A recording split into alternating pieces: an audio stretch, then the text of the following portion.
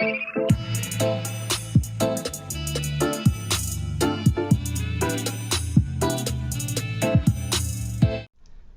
everybody, what's going on? It's Nico Iona with Gypsy Juice Intuitive Tarot, here again for another episode of your collective energy reading. And today we're doing another Pick a Tattoo. This time we've got our featured artist, Mark Longenecker, who is a really cool, inspiring tattoo artist. Also does a lot of really amazing stuff for the yoga community. He was a semifinalist on Ink Master. Lots to know about him. I'm going to put some of his pages and links in the description box below if you'd like to learn about him. Very cool person and very active member of the community too. Really cool guy. I'm really honored to be able to be using his work today. So I was able to choose two of his really cool, unique tattoos for today's reading, and kind of went with sort of a Hinduism theme, Buddhism theme, I suppose. And we went with both Ganesha, who's a Hindu god, and then Buddha, obviously kind of, I guess, a Buddhist god, has his own religion there. So go ahead and take a real close look at those images and see which one appeals to you. Maybe both appeal to you. If both do, there's a message in both readings for you. And I'm going to go ahead and jump right into the reading and get started right away. So we're going to start on Ganesha. So Ganesha is the elephant-headed god. Mostly known, he's known for wisdom, abundance. He sometimes dishes out punishments, but mostly clears the way for people. Had his mount or his steed, it was known to be a mouse. So he rode around on a mouse, and it kind of goes with along with the theme of, since he was the remover of obstacles, elephant riding a mouse, removing fear itself. So sort of a very, and he's all over the place, depicted. I'm sure you're familiar with the image, one of the more prominent Hindu gods, with that elephant face there. And I watched some YouTube videos on him. There's just a ton of information there, a ton of contradicting stories and all of that too, as the gods sometimes have, but very fascinating character, with a lot of mythology behind him. So a really cool one. And that tattoo there is also, you can't really tell from the image, but it's an enormous tattoo. I think that's someone's entire torso. Mark does a lot of really big pieces, so it was hard to choose again. Since he's got a lot of full body work, a lot of entire legs, entire arms, and things like that, and that one came out nice. So we're going to have that first card. Let's see if we can get one more to pop out for us. There we go. Woo! Look at that. We got 3, it looks like, for our Ganesha people so far. All right. Very nice. Okay, so what do we have up here on the board to get started? So we've got number 5. This one in the standard deck is the Hierophant. Then we've got the 8 of bows, the 8 of swords here. And then we've got the page or the knave of stones or cups. So it looks like we are following the rules and regulations, maybe stuck in a little bit of a rut, overthinking, thinking in a circle, kind of, but sort of getting washed away in some daydreams and wanting to kind of speak what our heart says, what's coming out there. So it looks like there's definitely some structure and maybe just the old beliefs and things like that in place that we're kind of struggling with and battling with every day, for my Ganesha people here. And it looks like it's been tiring, it's been exhausting, it's been a struggle, kind of falling in line and going along with this rigorous, rigid almost rules, sort of following your life path and doing what you're supposed to do. Like, this is the next step, right? This is the next move I'm supposed to make. This is the next step I'm supposed to take. This is the acceptable thing to do. This is the socially acceptable thing to do. But look at the position we're in now. It's wearing us out. It's exhausting us. It's sort of sort of like that. So what I'm seeing here is you're being urged by spirit to kind of go within and connect again with that inner child. The pages always represent sometimes children, so it could be connecting and listening more to the children in your life or your own inner child here. So it's your ticket to freedom from this rigorous, exhausting, oh my gosh, I'm about to pass out and have to be hauled out by my buddy here because I'm just so exhausted from living the same day over and over and over again. So it's just kind of, even when life might go back to normal, or we're starting to kind of see the possibility for that again, I'm seeing that there's just sort of an option to connect to your inner innocence here and see what you really want and take the opportunity to actually make a change. So let's see what the spirit animals have to say about this too. So yeah, there's a childlike innocence that's really wanting to come out, and here we've got the whale. So that's all about sonar, deep recognition. The whale is also associated with the Akashic records, and the Akashic records are basically, like, if you remember the movie The Matrix, everything that's ever been done or thought or learned or taught in the whole universe. There's supposedly a library of it that you can access somewhere, I guess, if you take the red pill. So, and also connected with music, the sonar. So it's something with music and connecting to that inner child to kind of revamp a sort of outdated, rigid, set, structured belief routine I'm seeing here. So kind of a neat message so far for the Ganesha people, and Ganesha being the remover of obstacles, you see.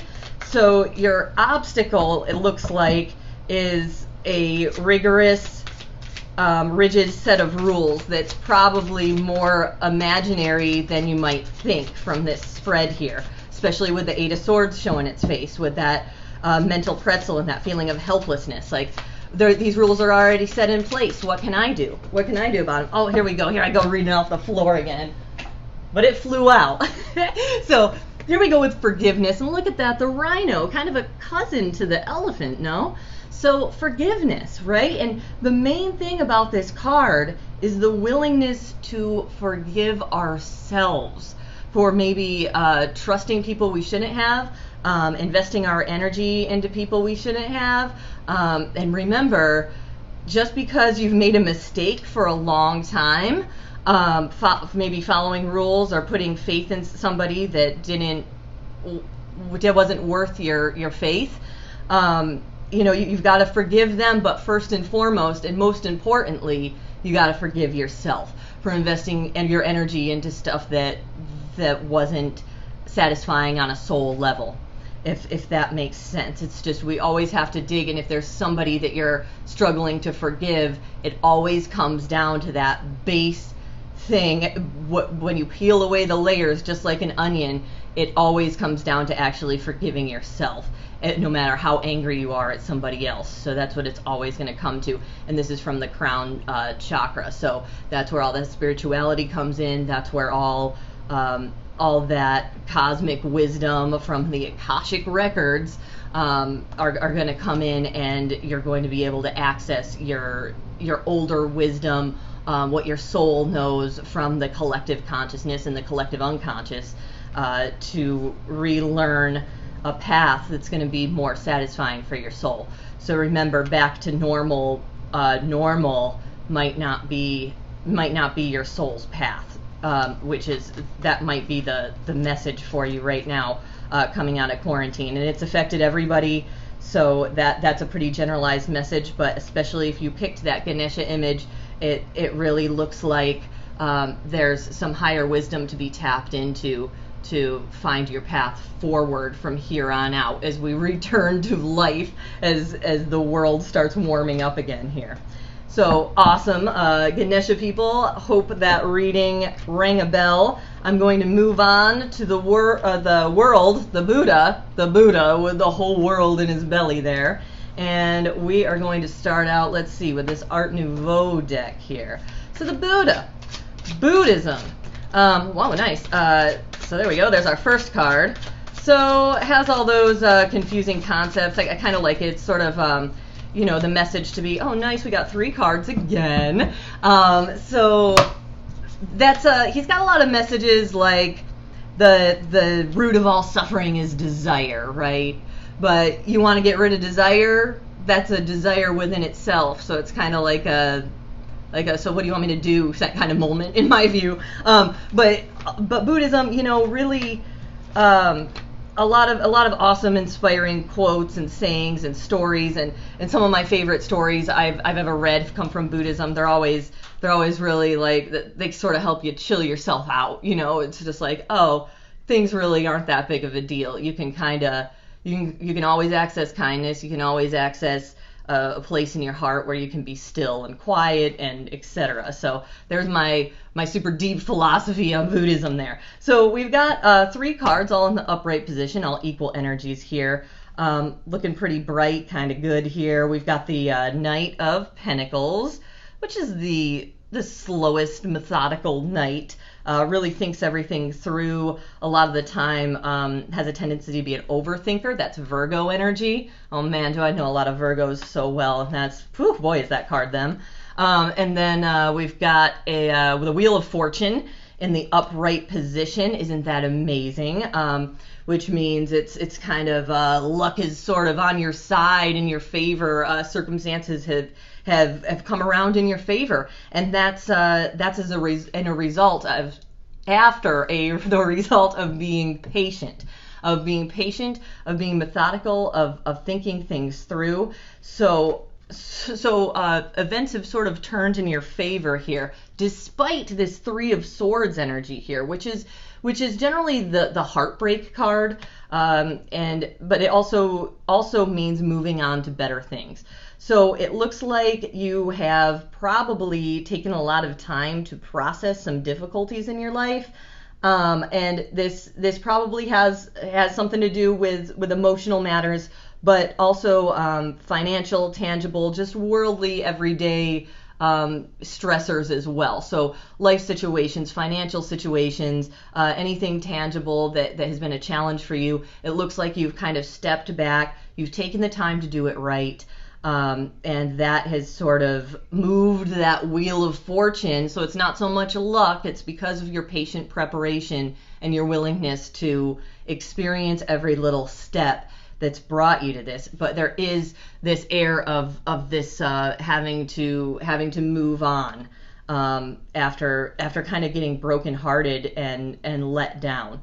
But it looks like you've really kind of taken the time to process all of that. So let's see what that's about, this Wheel of Fortune being in your favor. That's really nice. We'll ask, there we go. These flyers today. Nice. So the Phoenix, yes, okay, number 28, the Phoenix. So yes, it's that Wheel of Fortune coming back up again. It's like you've been down, you've been sort of heartbroken, and it looks like you're still carrying that somewhat heartbroken energy. But what does the Phoenix do? It takes that pain, it rises up from its own ashes. The power of alchemy, right? So that's a really powerful, strong, amazing thing. And we're going to do an Ascended Master's deck, since Buddha is an Ascended Master. Wouldn't that be great if he came out? I think there's even a Buddha card in here. So the Phoenix rising from the ashes, that Knight of Pentacles, you've really taken the time to really think every single step through that you've been doing. And that might have been in a forced way, because the world's kind of been on hold anyway. So it might have been a force. You might have been forced into that Virgo energy there of having to sort of figure everything out one step at a time. So, but it's good. It was part of your path, and it looks like you're going to have, the other thing about this card, the Wheel of Fortune, is something's going to happen suddenly, and something positive is going to happen suddenly, especially with the combination of that Phoenix right there as well. So let's see what we got. Nice.